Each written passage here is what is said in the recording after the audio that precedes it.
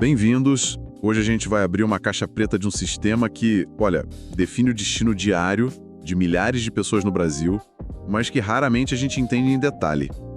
A fonte que recebemos é a Lei de Execução Penal, a LEP.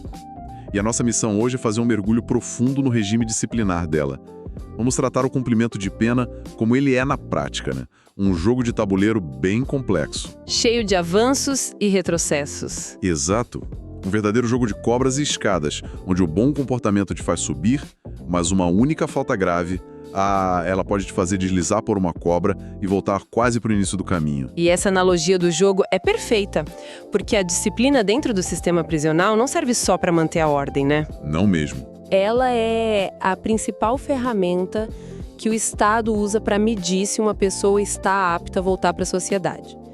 Cada passo, cada decisão, tudo é observado.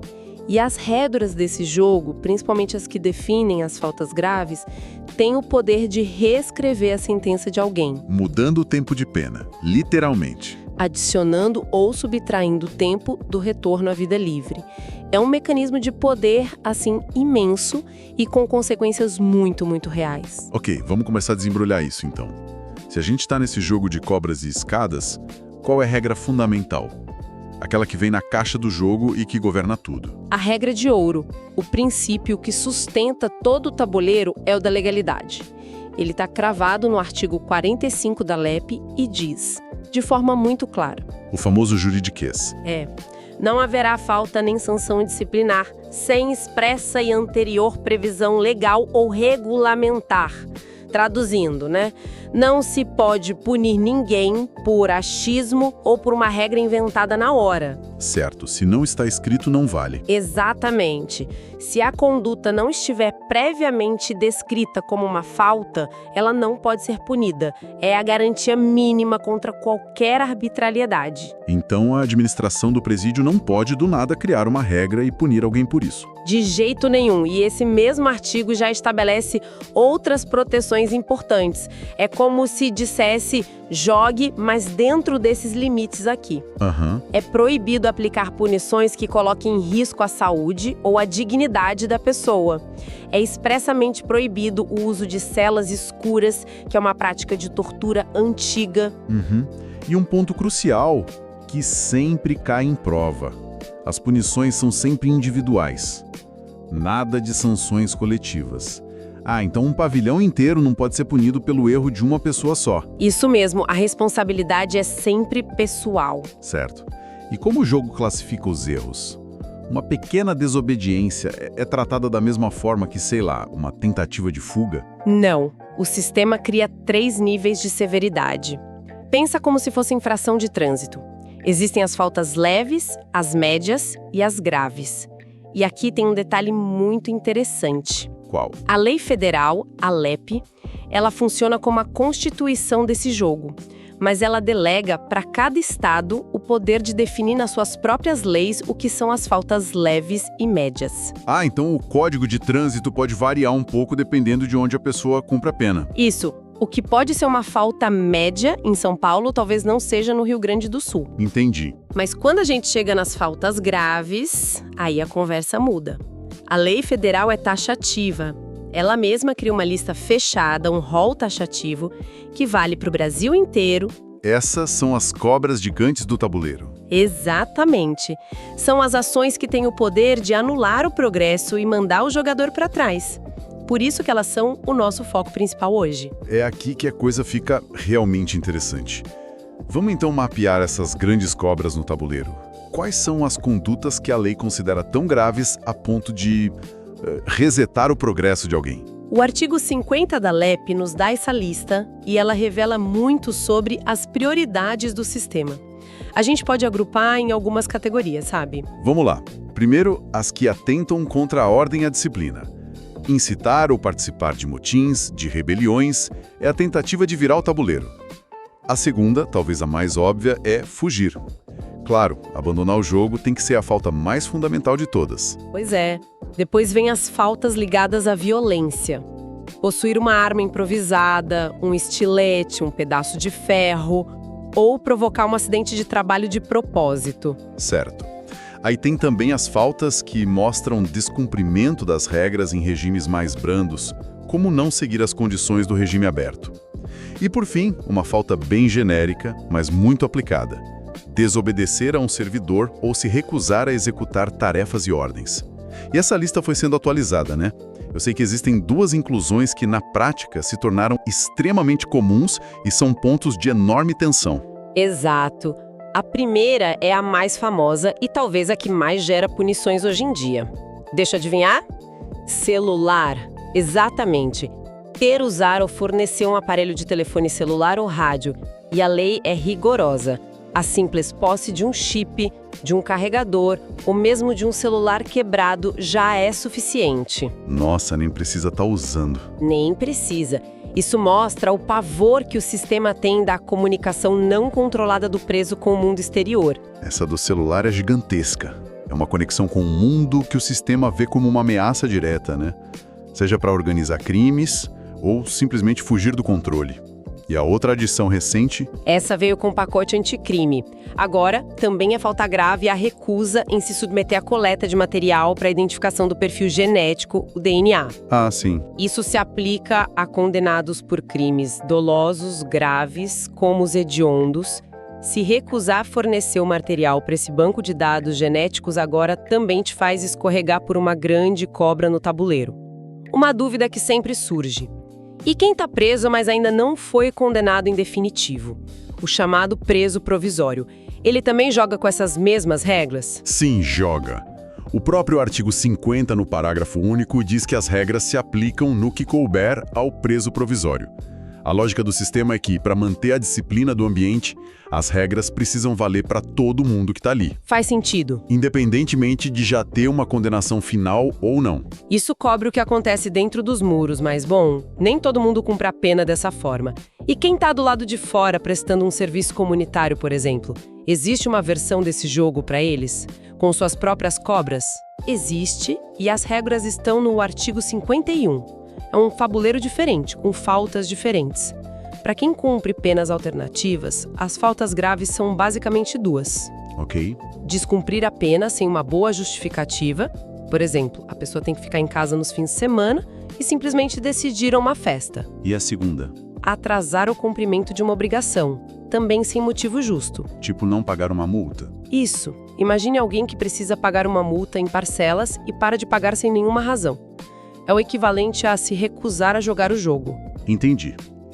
E se a pessoa, já presa, comete um novo crime lá dentro? Digamos, uma agressão grave contra outro detento. Isso é só uma falta disciplinar ou é algo mais? É os 2. E esse é um ponto fundamental. O artigo 52 diz que a prática de um fato definido como crime, doloso, ou seja, intencional, é, por si só, uma falta grave.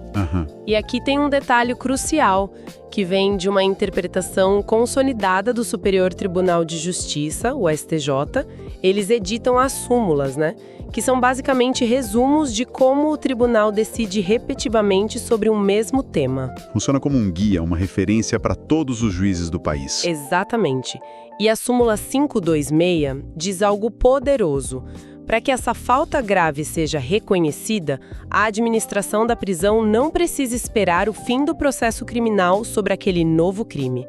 Como assim? A apuração interna, no presídio, é independente e muito mais rápida. Ou seja, o preso pode sentir as consequências da falta grave, como perder benefícios, anos antes de ser efetivamente condenado por aquele crime na justiça comum. Uau!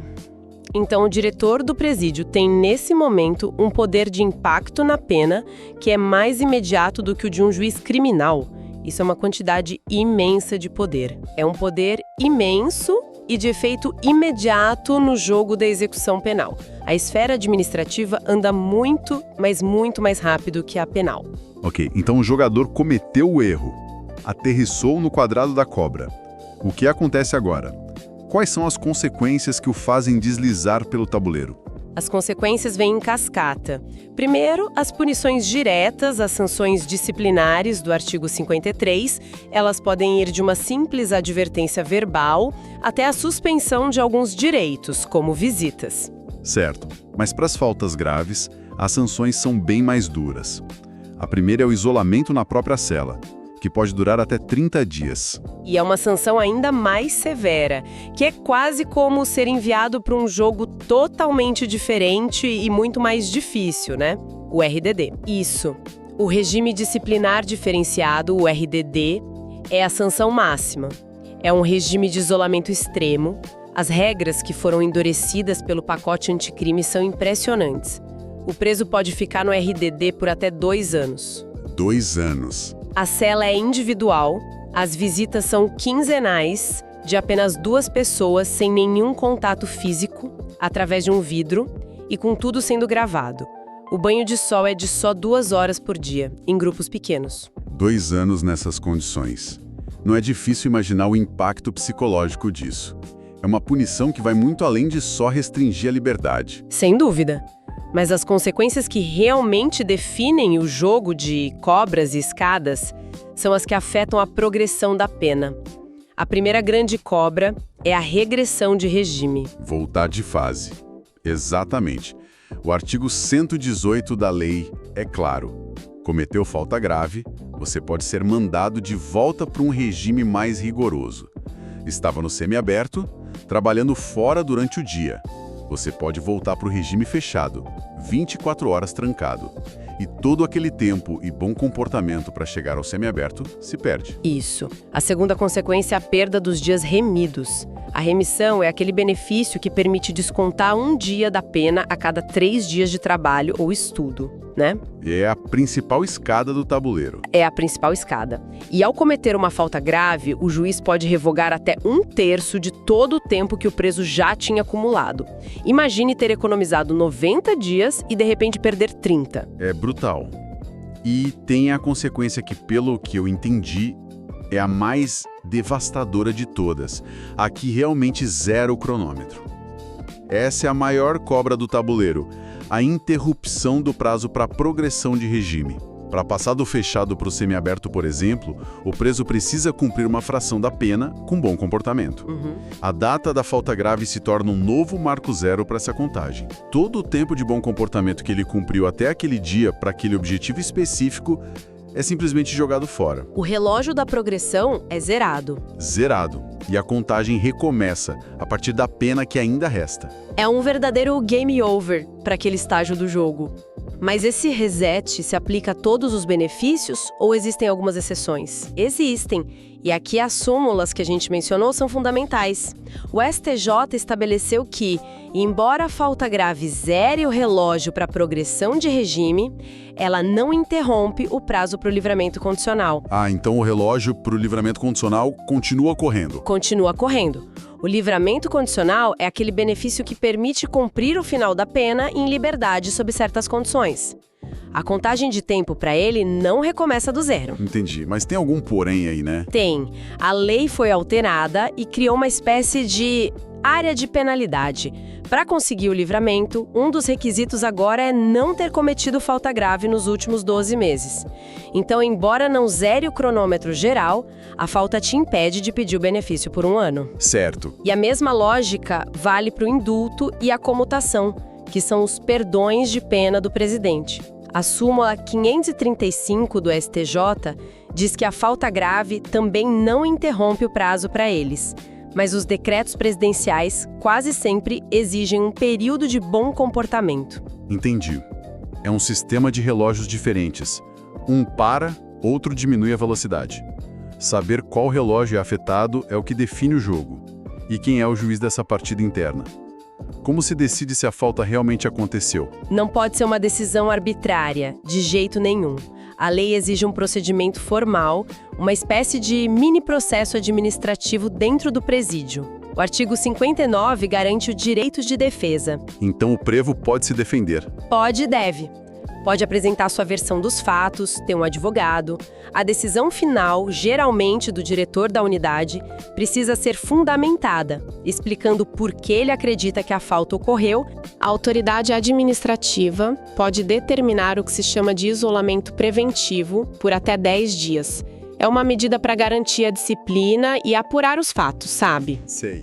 Mas, de forma justa, se ao final o preso for punido com isolamento, Esses 10 dias preventivos são descontados da punição final. Então, para a gente recapitular, o sistema disciplinar da LEP é como se um jogo de tabuleiro de altíssimo risco. É guiado pelo princípio da legalidade, mas as faltas graves são as cobras que podem não só te punir imediatamente com isolamento, mas, de forma muito mais impactante, redefinir toda a trajetória rumo à liberdade, zerando o relógio da progressão e confiscando os dias que a pessoa já tinha ganhado. A chave é entender que nem todos os relógios são zerados da mesma forma. É a síntese perfeita. Compreender essa distinção entre o que é interrompido e o que não é, e como a falta grave, mesmo sem interromper, ainda pode impedir um benefício, é dominar as regras mais complexas desse jogo. Mostra como um único ato dentro de um presídio tem o poder de ecoar e recalcular o bem mais precioso de uma pessoa, seu tempo e sua liberdade. E para encerrar, fica um pensamento para quem nos ouve. A própria lei de execução penal diz que as sanções não podem colocar em perigo a integridade moral do condenado. Considerando a brutalidade do RDD, com seu isolamento prolongado, a privação quase total de contato humano, como a aplicação desse regime se equilibra com esse princípio de proteção? Até que ponto a busca por disciplina e segurança pode avançar sem, no processo, ferir de forma talvez irreparável a saúde mental de alguém que, um dia, a própria lei diz que deve retornar à sociedade? Fica a reflexão.